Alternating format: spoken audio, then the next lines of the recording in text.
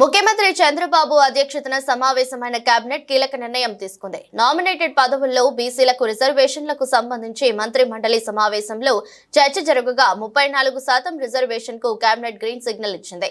ఈ నిర్ణయంతో బీసీలకు కీలక పదవులు దక్కే అవకాశం ఉంది. వెలగపూడిలోని సచివాలయంలో సీఎం చంద్రబాబు జరిగిన మంత్రి మండలి సమావేశం ముగిసింది. ఈ సమావేశంలో అత్యంత కీలకమైన నిర్ణయం తీసుకున్నారు. నామినేటెడ్ పదవుల్లో బీసీలకు ఇకపై 34% రిజర్వేషన్ కు మంత్రి మండలి ఆమోదం తెలిపింది. ఈ నిర్ణయంతో బీసీలకు కీలక పదవులు దక్కే అవకాశం ఉంది. మొత్తం 21 అంశాలు ఎజెండాగా కేబినెట్ సమావేశం జరగగా సుదీర్ఘంగా చర్చ సాగింది. దేశీయ తయారీ విదేశీ మద్యం బీర్లు ఎఫ్ఎల్ స్పిరిట్ పై విధిస్తున్న అదనపు రిటైల్ ఎక్స్చేంజ్ ట్యాక్స్ రివిజన్ పై కేబినెట్ లో ప్రతిపాదించారు. విశాఖ గాజువాక రెవెన్యూ గ్రామ పరిధిలో 1000 గజాల వరకు అభ్యంతరం లేని భూముల నిర్మాణానికి క్రమబద్ధీకరణ చేయాలనే ప్రతిపాదనపై కేబినెట్ లో ఆమోదం లభించింది. గతంలోనే అభ్యంతరం లేని ప్రభుత్వ భూముల్లో ఇల్లు నిర్మించుకున్న వారికి సవరణ చేయాలని నిర్ణయించారు. AP knowledge society capacity building 2025కు మంత్రి మండలి ఆమోదం తెలిపింది. కూటమి ప్రభుత్వ అధికారంలోకి వచ్చిన తర్వాత ఈ రాష్ట్రంలో పెట్టుబడుల ప్రవాహం కొనసాగుతున్న విషయం అందరికీ తెలిసిందే. ఎందుకంటే ఎన్ని పెద్ద పెద్ద దిగ్గజాలు, కార్పొరేట్ దిగ్గజాలు మన ఆంధ్రప్రదేశ్కి వచ్చి ప్రభుత్వంతో, ముఖ్యంగా ముఖ్యమంత్రి గారు లోకేష్ గారితో మీటింగ్ ఏర్పాటు చేసుకుని వాళ్ళు అగ్రిమెంట్ చేసుకుంటూ అన్ని కూడా చూస్తూ ఉన్నారు.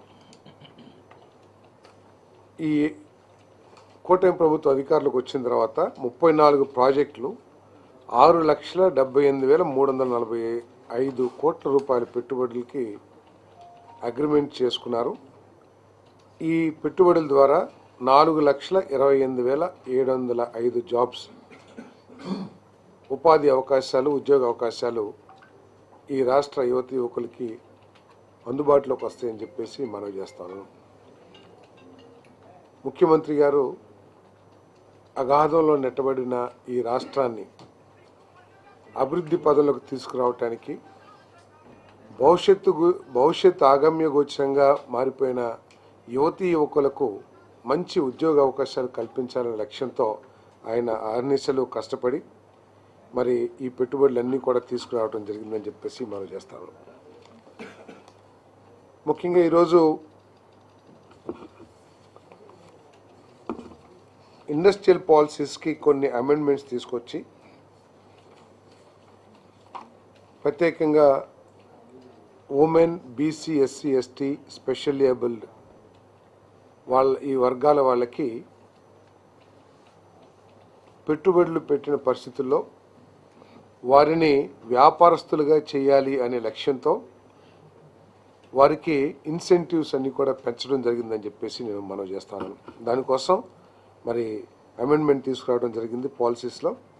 ఇంతకుముందు 35% మాత్రమే క్యాపిటల్ సబ్సిడీ ఇచ్చేవాళ్ళు. దాన్ని 45%కి ఎఫ్సి అండ్ ఫిక్స్డ్ క్యాపిటల్ ఇన్వెస్ట్మెంట్కి క్యాపిటల్ సబ్సిడీగా ఇవ్వటం జరుగుతుందని చెప్పేసి నేను మనవి చేస్తాను. అంతేకాకుండా ఈ ట్రాన్స్పోర్ట్ బిజినెస్ వాళ్ళకు కూడా లాజిస్టిక్స్ ఇది ఇంతకుముందు మ్యానుఫ్యాక్చరింగ్ యాక్టివిటీస్కి మన ఇన్సెంటివ్స్ ఇస్తే ఇప్పుడు లాజిస్టిక్స్కి, ట్రాన్స్పోర్ట్కి కూడా 45% సబ్సిడీ ఇవ్వాలని, అది మ్యాక్సిమం 75 lakhsకి ఇవ్వాలని చెప్పేసి నిర్ణయం తీసుకోవడం జరిగిందని చెప్పేసి మనం చేస్తాము. ఈ ఇన్సెంటివ్స్ అన్నీ కూడా కొత్తగా పెట్టుబడి పెట్టే SC, ST, BC, minority, women ఎంటర్ప్రెన్యూర్స్కి సంబంధించిందని చెప్పేసి కూడా తెలియజేస్తూ పాత వాళ్ళకి మరి 40% మాత్రమే ఇవ్వటం జరుగుతుందని చెప్పేసి కూడా మనం చేస్తాం.